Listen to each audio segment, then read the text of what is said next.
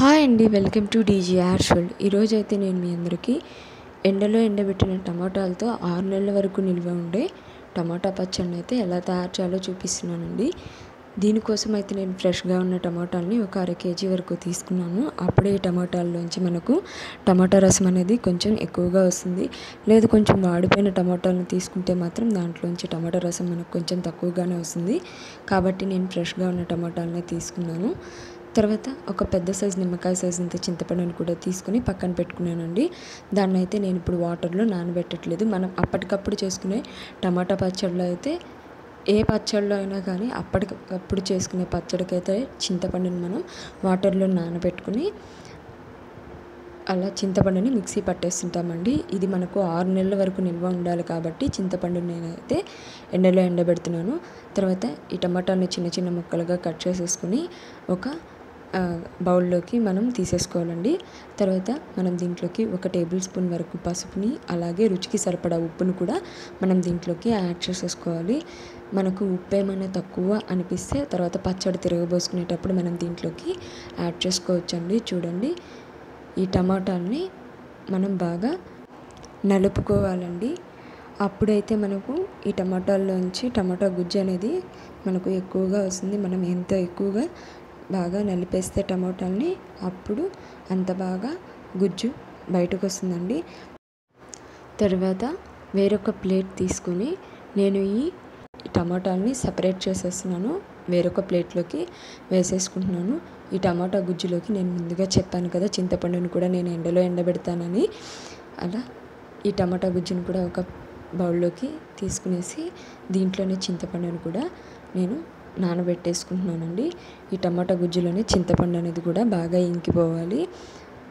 మనకు ఉండే ఎండను బట్టి ఒక్క రోజులో ఎండిపోతే సరిపోతుందండి. లేదు అనుకుంటే ఎండ తక్కువగా ఉంది అనుకుంటే 2 days అలా ఎండబెట్టుకుంటే సరిపోతుందండి. నాకైతే ఒక్క రోజులోనే ఈ టమాటాలు బాగా ఎండిపోయాయి. చూడండి, టమాటాలు అయితే బాగా ఎండిపోయాయి. చింతపండు గుజ్జు కూడా చూడండి, నేను మీకు చూపిస్తున్నాను. ఇది బాగా ఇంకిపోయింది, అలాగే గట్టిగా వచ్చేసిందండి. చూడండి, ఇలా వస్తే మనకు ఈ పచ్చడి అనేది 6 నెలల పైనే నిల్వ ఉంటుంది. దీని టేస్ట్ కూడా అదిరిపోతుందండి.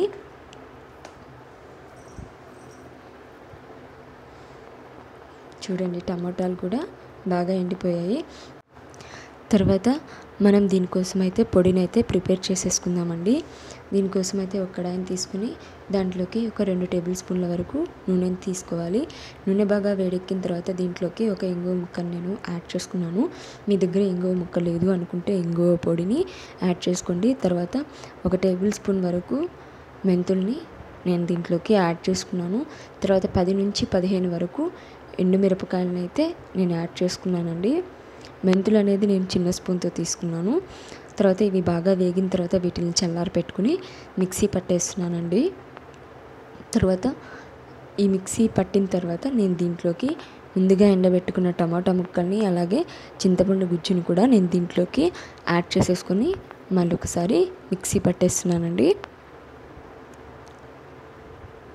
ఈ పచ్చడి అయితే మనకు 6 నెలల పైనే నిల్వ ఉంటుందండి.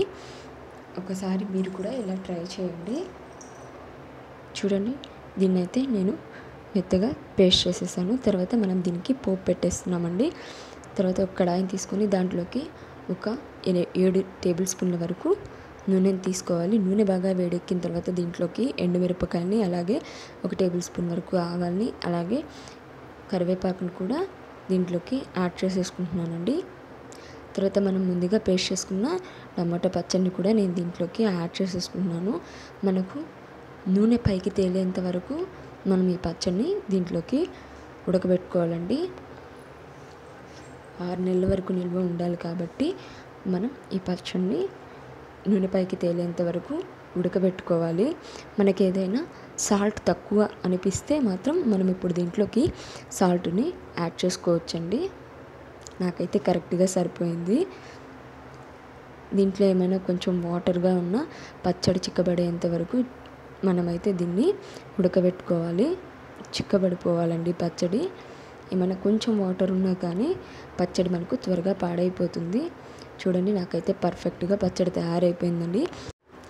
తర్వాత మనం దీన్నైతే ఒక గాజు సీసాలో మనం స్టోర్ చేసుకుంటే 6 మంత్స్ వరకు మనకు ఈ పచ్చడి నిల్వ ఉంటుందండి. అంతే అండి, టమాటా పచ్చడి తయారైపోయింది.